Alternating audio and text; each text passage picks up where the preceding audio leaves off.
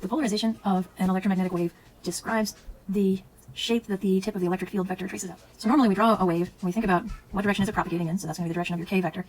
And then it's got some electric field vector. If it's a plane wave, those two are perpendicular, and I'm drawing in 3D. And if it is, and it's got some magnetic field vector, so h might point in that direction, and that would also be perpendicular to both of those other things. But all of these things vary with time, because remember, we're talking about time harmonic waves. They have to be time varying in order to support electromagnetic waves in the first place. And most of the time what we're thinking about is specifically time harmonic, meaning that the signals that make them up are made of sines and cosines. So if we look at this scenario end on as though the wave is propagating towards us, like here's our eyeball, we have eyelashes and everything, then we're going to see a scene that looks something like this. I'll draw as a little coordinate system so that we can get oriented. We've got the propagation vector coming towards us like that, and our electric field vector is going to do one of a variety of different types of things as we let time advance. Our electric field vector could have only one primary direction. So as our electric field varies with time, it'll have some electric field amplitude to be most general, and then it's going to have some time dependent. So I'm writing the time domain expression. So it's going to be cosine of omega t plus some phase, let's say. So whatever direction that electric field vector is, that amplitude is, the amplitude of this as it varies with time is going to be maximized at that value E naught, but it's going to point at any direction along this line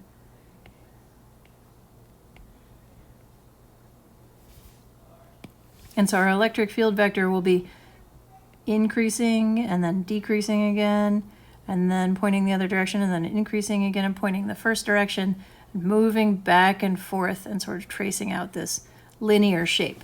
So what we've described like that is linear polarization.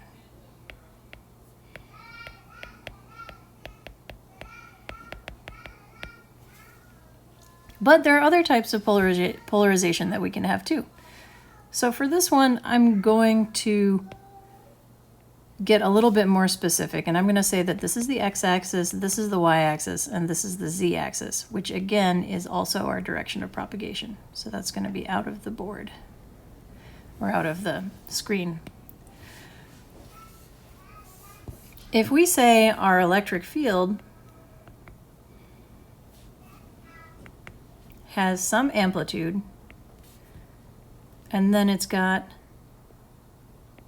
x hat cosine of omega t plus y hat sine of omega t. Here's what happens to our electric field vector over time. Let's start with omega t equals 0, right? If omega t equals 0, then we end up with an electric field vector that cosine of omega t, cosine of 0 is 1 and sine of 0 is 0, so we get just along the x-axis there. Then let's advance time a little bit and look at what happens when omega t is pi over 2. When that happens, cosine of pi over 2 is 0, sine of pi over 2 is 1. So now we've moved from there to there. So the shape that our electric field vector is tracing out is kind of like this. If we move on and let omega t equals pi, then we end up with cosine of pi is -1, sine of pi is 0 again. So then our x component is minus E naught, so that's over here. You can see where I'm going with this. And then if we let omega t equal 3/2 pi, we end up with one that points down like this. So all of these end up having the same magnitude. All these vectors end up having the same magnitude, but they're tracing out a circle and they're going counterclockwise from this point of view, and the propagation vector is going towards us. So take a look at this right now. Take your right hand, line your fingers up with those arrows, and your thumb is pointing along the direction of our propagation vector k. So this is a right-hand circularly polarized wave. If we had this circle going in the opposite direction, which we could do just by changing this plus sign into a minus sign, the relative signs of these two, of the sine and cosine, need to flip. Then we would have a left-hand circularly polarized wave. There's one other type of polarization that you need to know about, and that is elliptical polarization. And that the easiest way to identify that is just everything else.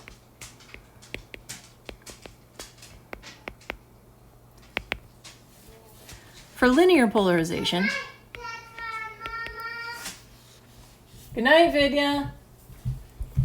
For linear polarization, you have to have all of the vector components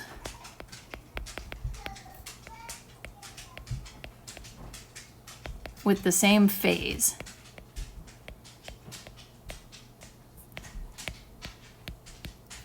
So your electric field might trace out some vector, might trace out a linear shape that has some angle with respect to the x or y axes. It might have both x and y components, or if you're not propagating along the z direction, that's just a convention. You can really pick whatever direction you want.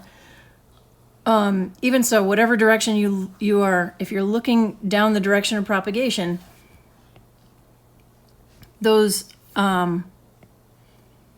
that electric field vector traces out a straight line.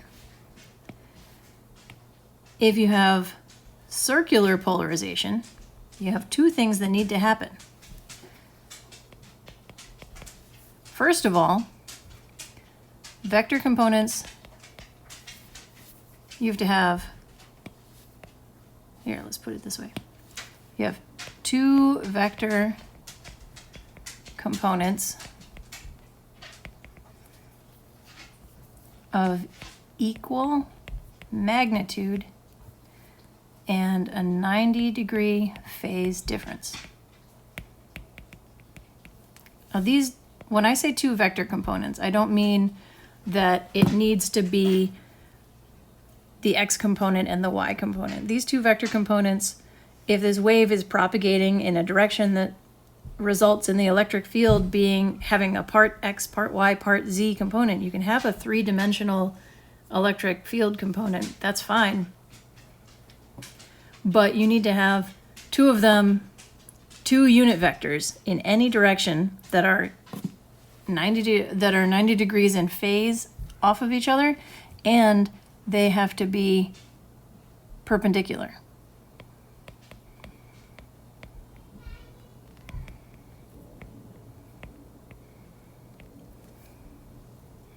The other option is elliptical polarization.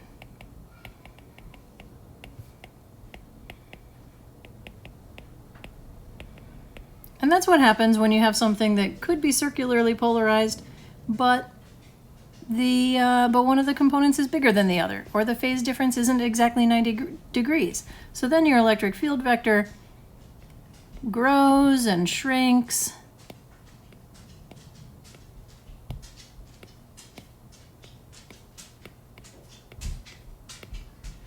as you increase time, and you end up with it tracing out the shape of an ellipse. That's not a very good ellipse, but you see what I mean.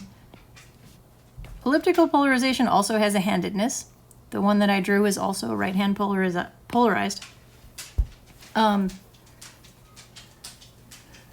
But it doesn't have a constant amplitude the way that a circularly polarized wave does.